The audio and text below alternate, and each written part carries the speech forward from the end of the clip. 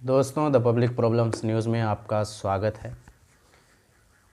दोस्तों, जिस देश में, जिस मुल्क में गौ रक्षक के नाम पे, गाय के नाम पे एक ख़ास कम्युनिटी के लोगों को, एक ख़ास वर्ग के लोग को निशाना बनाया जा रहा हो, एक ख़ास कौम को निशाना बनाया जा रहा हो और उनके घरों को, उनके मकान को, उनके दुकान को और हत्तल इम्कान के उनके जान तक के हर चीज़ की नुकसान जिस देश में पहुंचाया जा रहा हो, जहाँ पे लोकतंत्र के दावा सिर्फ ज़बान पे हो, सिर्फ किताब पे हो, मैदान में लोकतंत्र दूर दूर तक जहाँ नज़र नहीं आ रहा हो, उस देश में एक मजबूत और एक अहम कानून की ज़रूरत हो।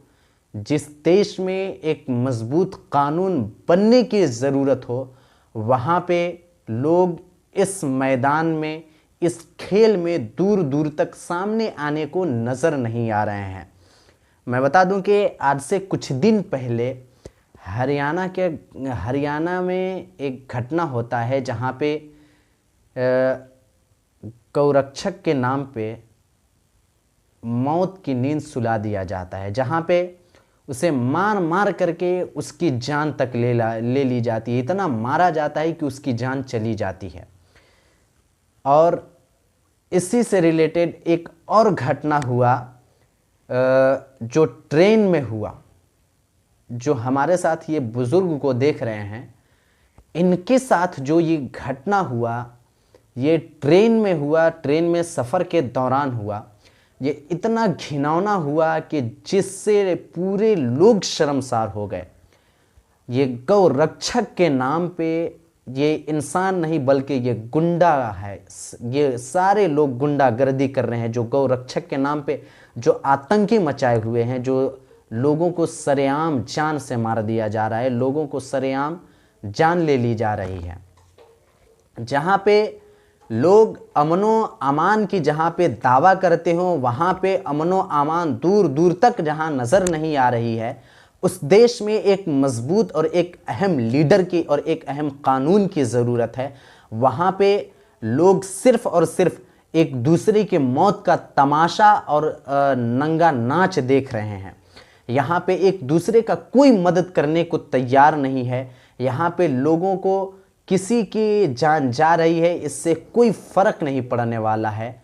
जहाँ पे लोग एक दूसरे की जान के दुश्मन बन गए हो, जहाँ इंसान इंसान का दुश्मन बन गया हो, उस देश में एक मजबूत कानून की ज़रूरत है। और नेता प्रतिपक्ष राहुल गांधी ने एक इस पे ज़बरदस्त एक्शन लेते हुए एक ट्वीट किया है और उन्होंने ये कहा है कि ये गंदी राजनीतिक नहीं चलेगी, ये सिर्फ और सिर्फ लोगों को गुमराह करने वाली राजनीतिक है। ये सिर्फ और सिर्फ लोगों को बर्बाद और तबाह करने वाली राजनीतिक है। ये मुल्क इससे तबाह हो सकता है, बर्बाद हो सकता है। ये सिर्फ और सिर्फ तबाह करने वाली राजनीतिक है। ये अमनो अमान लाने वाली राजनीतिक नहीं हो सकती है। ये उन्होंने अपने ट्वीट में साफ साफ लिखा है, आप देख सकते हैं, हमारे इस तरफ लगा हुआ है, आप देख सकते हैं कि उन्होंने क्या क्या कहा है। मैं आपको बता दूं कि जो ये लोग गौ रक्षक के नाम पे जो लोगों को, जो ख़ास वर्ग यानी मुसलमानों को ये सिर्फ और सिर्फ टारगेट कर रहे हैं, सिर्फ और सिर्फ मुसलमानों को मारना, उन्हें कुचलना, उनकी जान ले लेना, उनके दुकान मकान हर चीज़ को तबाह व बर्बाद करना, उनके घरों को बुलडोज कर देना, उनके जान को ले लेना, उनके बच्चों को उनसे छीन लेना, ये सब सारी चीज़ें आज से 10 साल से ये सारी चीज़ें लगातार होती चली आ रही है। ऐसे में एक मजबूत कानून की ज़रूरत है, जहाँ पे इस भारत देश का हर एक मुसलमान ये कह रहा है कि मॉब लिंचिंग के ज़रिए से हमें मारा और पीटा जा रहा है और हमारी जान माल के नुकसान पहुंचाई जा रही है। ऐसे में हाँ, एक सारे मुसलमानों को इकट्ठा हो करके, एक वर्ग में हो करके एक साथ ही कि ये फैसला लेना चाहिए और उन्हें सुप्रीम कोर्ट तक ये गुहार लगानी चाहिए कि एक मजबूत कानून बने ताकि मॉब लिंचिंग को रोका जाए। जहाँ पे आप देख सकते हैं कि जिस तरीके से हरियाणा में हुआ, जिस तरीके से ट्रेन में हुआ, ट्रेन में जिस तरीके से हुआ, इनके साथ तो गिरफ्तारी तो हुई, लेकिन सिर्फ और सिर्फ एक रात भी इन्हें जेल के अंदर नहीं रखा जाता है। इन्हें 15,000 रुपया दे करके ये रिहा हो जाया करते हैं। तो आप समझ सकते हैं कि कहाँ लोकतंत्र है, कहाँ हमारा देश है, कहाँ ये सिर्फ और सिर्फ भाजपा और भारतीय जनता पार्टी ये सिर्फ और सिर्फ संविधान को कुचलने का काम ये कर रही है। जिस तरीके से उनके नेताओं का भड़काऊ भाषण निकल करके आता है, जिस तरीके से मुसलमानों के खिलाफ उनके भाषण निकल करके आते हैं, चाहे हेमंत बिस्वा शर्मा हो या मध्य प्रदेश के हो, ये मुख्यमंत्री हो या कहीं के भी हो, ये एक आम भारतीय जनता पार्टी का एक आम सा कार्यकर्ता, एक नॉर्मल कार्यकर्ता ये भड़काऊ भाषण देता है। और भारतीय जनता पार्टी में मानो कि ऐसा टूल किट जारी कर दिया गया हो कि जो जितना भी भड़काऊ भाषण देगा उसे उतना ही इनाम दिया जाएगा, उसे उतना ही इनाम से नवाजा जाएगा, यानी उसे उतना ही बड़े पोस्ट पे रखा जाएगा। तो आप समझ सकते हैं कि हमारा लोकतंत्र कहाँ है, हमारा लोकतंत्र किस खतरे में है। और सिर्फ ये मुसलमानों के साथ नहीं हो रहा है। मैं एक बात बताऊं, आपको ये 3 चेहरे याद होंगे।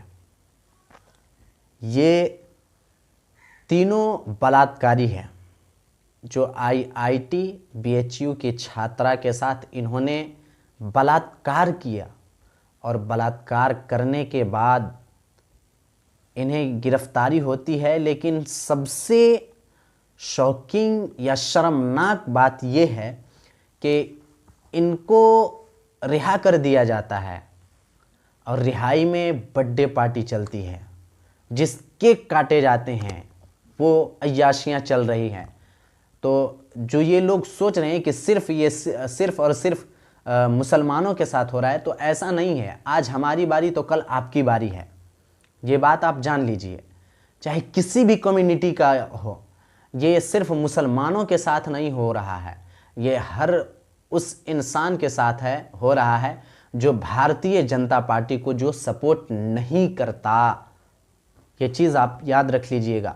जिस तरीके से बिल्किस बानो के रेपिस्टों को जिस तरीके से माला पहना करके स्वागत किया जाता है, ये लोकतंत्र के सीधे से ये हत्या है, हत्या।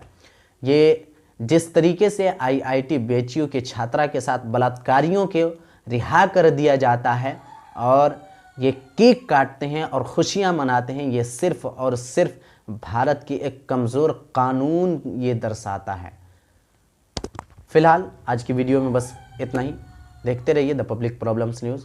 अगर वीडियो हमारी पसंद आए तो वीडियो को ज़्यादा से ज़्यादा लाइक कीजिए, शेयर कीजिए, मेरे चैनल को सब्सक्राइब कीजिए।